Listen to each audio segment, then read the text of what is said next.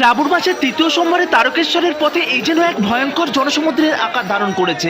লক্ষ লক্ষ পুণ্যার্থী উন্মাদের মতন এদিক থেকে ওদিক, ওদিক থেকে এদিক ছোটাছুটি করছে। আমি কিছু বুঝে ওঠার আগেই এমন কিছু দৃশ্য আমার চোখের সামনে ফুটে উঠলো, যেটা আপনাদের সামনে আমি তুলে ধরার চেষ্টা করেছি। প্রিয় বন্ধুরা, এই শ্রাবণের পুণ্যতিথিতে আপনারা যারা যারা এই তারকেশ্বরের পথে এসেছেন, আপনাদের অভিজ্ঞতা প্রত্যেকেরই হয়তো আছে এই শ্রাবণের তৃতীয় সোমবারে কেমন পরিস্থিতি হয়েছিল তারকেশ্বরের পথে। প্রিয় বন্ধুরা, এই লক্ষ লক্ষ পুণ্যার্থী যখন তারকেশ্বরের উদ্দেশ্যে রওনা দিয়েছে, রাস্তার মাঝে এই যেন এক জনসমুদ্রের আকার ধারণ করেছে। ভারতবর্ষের বিভিন্ন প্রান্ত থেকে লক্ষ লক্ষ পুণ্যার্থী ছুটে চলেছে তারকনাথের তারকেশ্বরের বাবার মাথায় জল ঢালতে, সেই শেওড়াফুলি থেকে তারকেশ্বরের উদ্দেশ্যে 37 কিলোমিটার পথ অতিক্রম করে তারপর কিন্তু বাবার মাথায় জল ঢালতে যাবে। আর দেখতেই পাচ্ছেন আমরা কিন্তু এখন এসে উপস্থিত হয়েছি তারকেশ্বর মন্দিরের ঠিক কাছাকাছি। আর এখানে কি কি ঘটনা ঘটেছে আর লক্ষ লক্ষ পুণ্যার্থীদের জল ঢালার অপরূপ দৃশ্য আপনাদের সামনে আমি তুলে ধরার চেষ্টা করব। আশা করি আপনাদের ভালো লাগবে।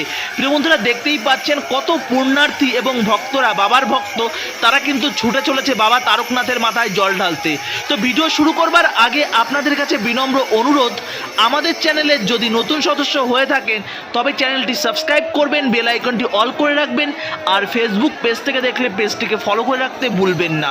দেখতেই পাচ্ছেন আপনাদের সকলের প্রিয় মায়াপুর ব্লগ এখন কিন্তু তারকেশ্বরের পথে রয়েছে, আর আমার পিছনে রয়েছে লক্ষ লক্ষ পুণ্যার্থী। 1000 নয়, 2000 নয়, প্রায় কয়েক লক্ষ পুণ্যার্থী, তারা কিন্তু প্রত্যেকেই ছুটে চলেছে তারকেশ্বরের উদ্দেশ্যে। আর সেই দুর্লভ দৃশ্য আপনাদের সামনে আমি তুলে ধরার চেষ্টা করছি, ফুটিয়ে তোলবার চেষ্টা করছি। তো প্রিয় বন্ধুরা, এই তারকেশ্বরের পূর্ণভূমিতে অলরেডি আপনারা হয়তো অনেকেই এসেছেন, অনেকেই আসার জন্য প্ল্যান করছেন। তবে কি বলুন তো, হাতে আর মাত্র আছে একটা সোমবার। শ্রাবণের পুণ্যতিথিতে আজ তৃতীয় সোমবার, এবং এরপর কিন্তু আর পাবেন একটা সোমবার। আবারও কিছু আমাদের কিন্তু সেই একটা বছরের অপেক্ষা, একটা বছরের অপেক্ষা করে থাকতে হবে। আবারও কবে আসবে শ্রাবণের এই পুণ্যতিথি। আকাশে কখনো বৃষ্টি, কখনো মেঘ, কখনো বা রৌদ্রু, আর এরই মাঝে ভক্তরা ছুটে চলেছে হর হর মহাদেব, ভোলে বাবা পার করেগা, ভোলে বাবা পার করেগা, ভোলে ভোম তারক ভোম, ভোলে বাবা পার করেগা। প্রিয় বন্ধুরা, দেখতেই পাচ্ছেন এ যেন এক জনসমুদ্রের আকার ধারণ করেছে। চারিদিক থেকে শুধু ভক্তরা উন্মাদের মতন ছুটে চলেছে বাবার স্থানে।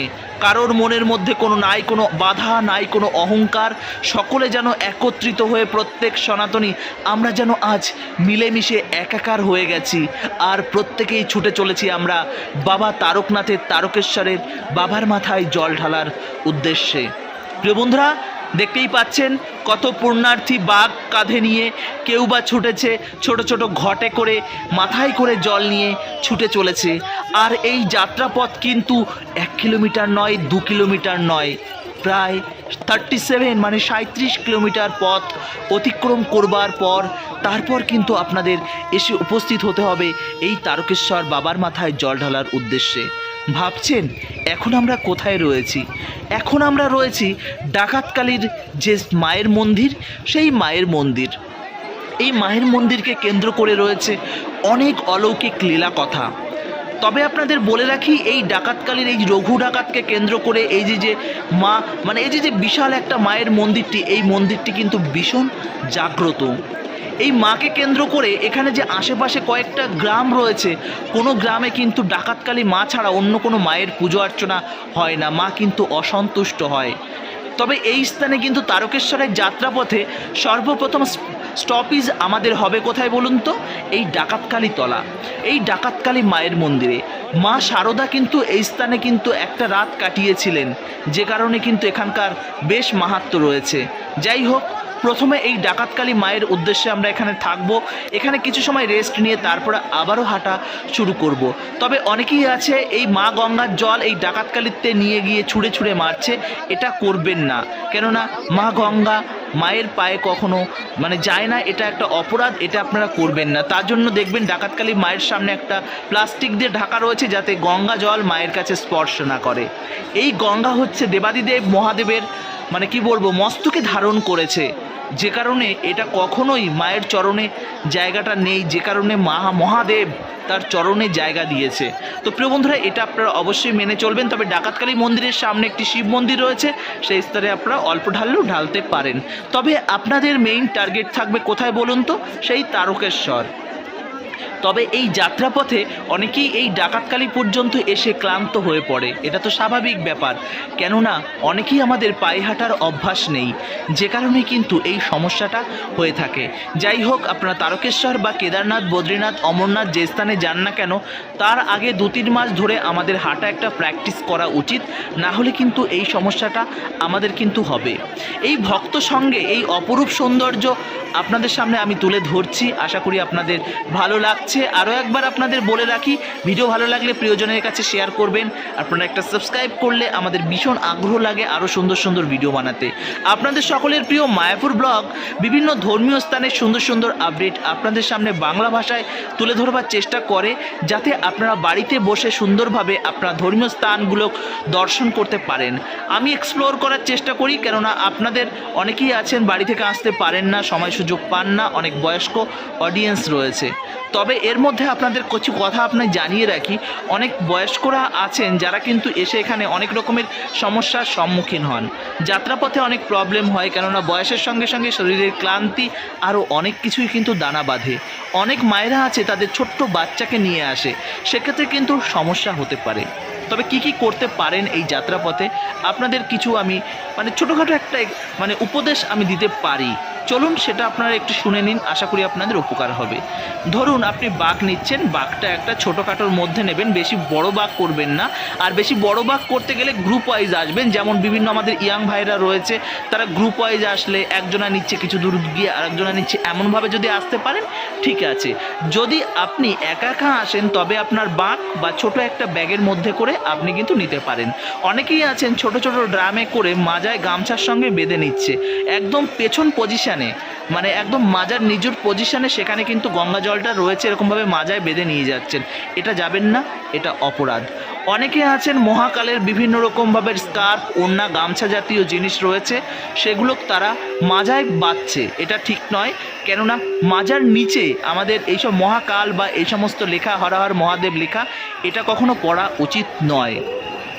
অনেক ভাইয়েরা রয়েছে যারা এই মহাকাল পরা শার্ট বা টি শার্ট ব্যবহার করছে, যত্রতত্র তারা যেখানে সেখানে আমাদের হয়তো অনেক সময় বসে পড়তে হচ্ছে। তো যাই হোক, সেই শার্ট টি শার্টকে অবশ্যই সম্মান করবেন, কেননা সেখানে লেখা রয়েছে দেবাদিদেব মহাদেবের নাম। এবার আপনি হয়তো আমাকে বলবেন যে আপনি বড় বড় ভাষণ দিচ্ছেন, বড় বড় জ্ঞান দিচ্ছেন, একটু হেঁটে দেখান না।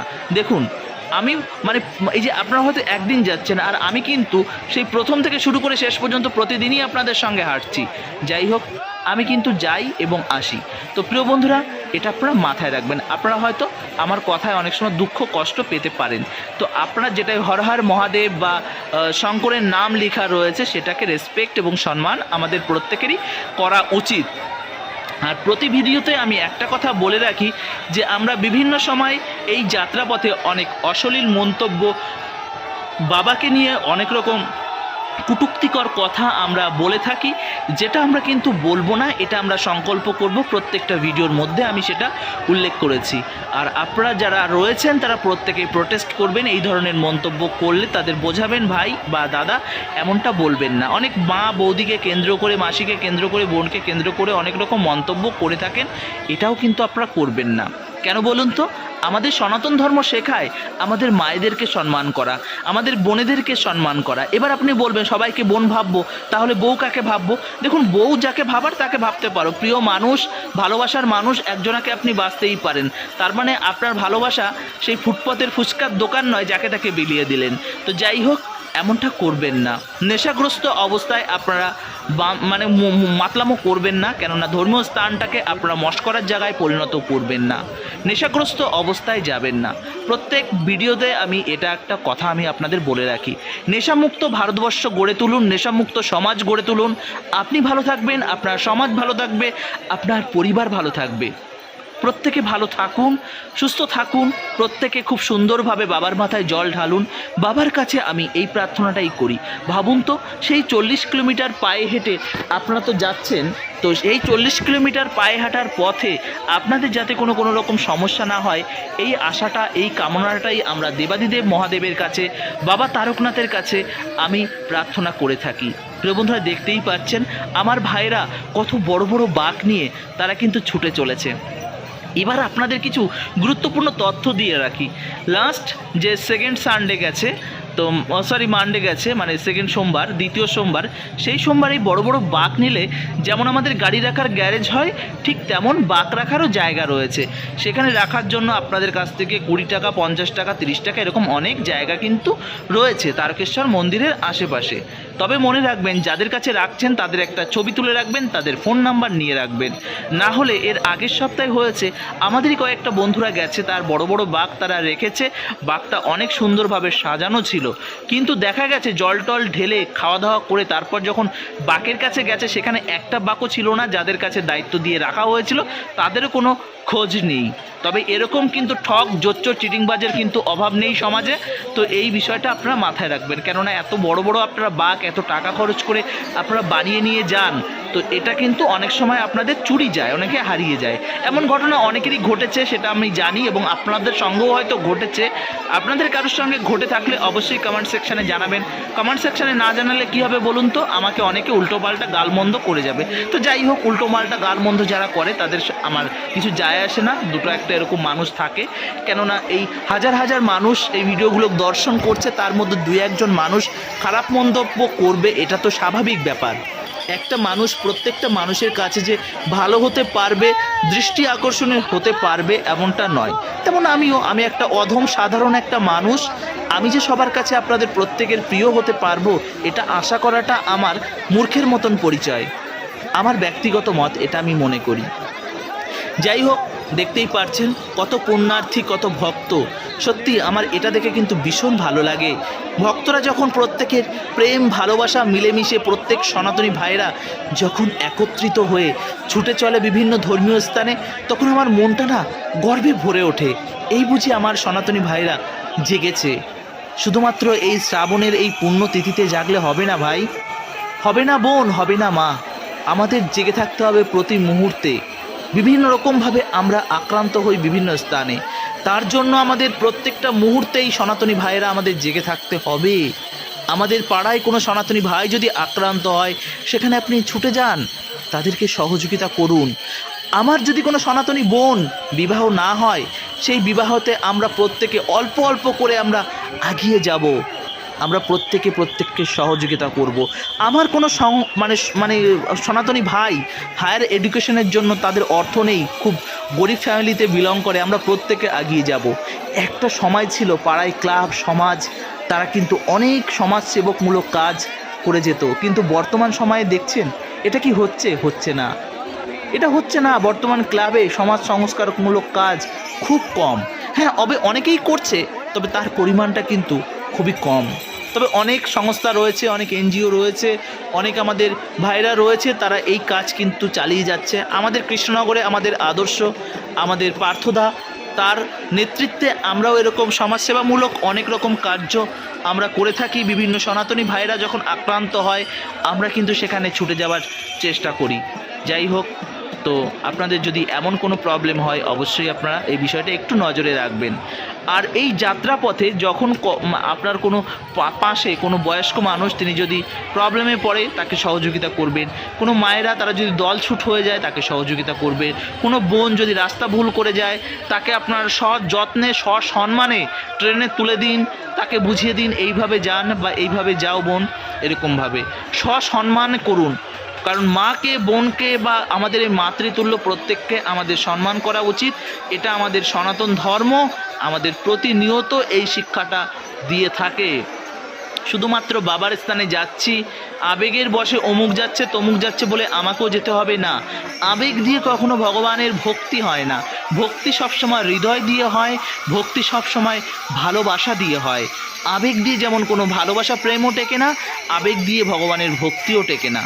আবেগ হচ্ছে কামারশালায় জ্বলন্ত লোহার মতন, যখন আপনি আবেগে টগমগ থাকবেন তখন ভক্তিটাও আপনার ভীষণ টগমগ হয়ে আবেগে বসে, আপনার ভক্তির লেভেলটাও হাই হয়ে যাবে। যখন সেই টগমগের লোহাটাকে জল পড়ার সঙ্গে সঙ্গে ঠান্ডা হয়ে যায়, ঠিক তেমন আবেগপ্রবণ ভগবানের ভক্তি ঠিক তেমনভাবেই উবে যায় মিনিটের মধ্যে, সেকেন্ডের মধ্যে। ভগবানের প্রতি ভক্তি, শ্রদ্ধা, ভালোবাসা হৃদয় থেকে উপলব্ধি করুন, মন থেকে ভালোবাসুন, মন থেকে উপলব্ধি করুন, তবেই কিন্তু ভগবানের প্রতি ভক্তি এবং শ্রদ্ধা শুদ্ধভাবে আপনাদের আসবে।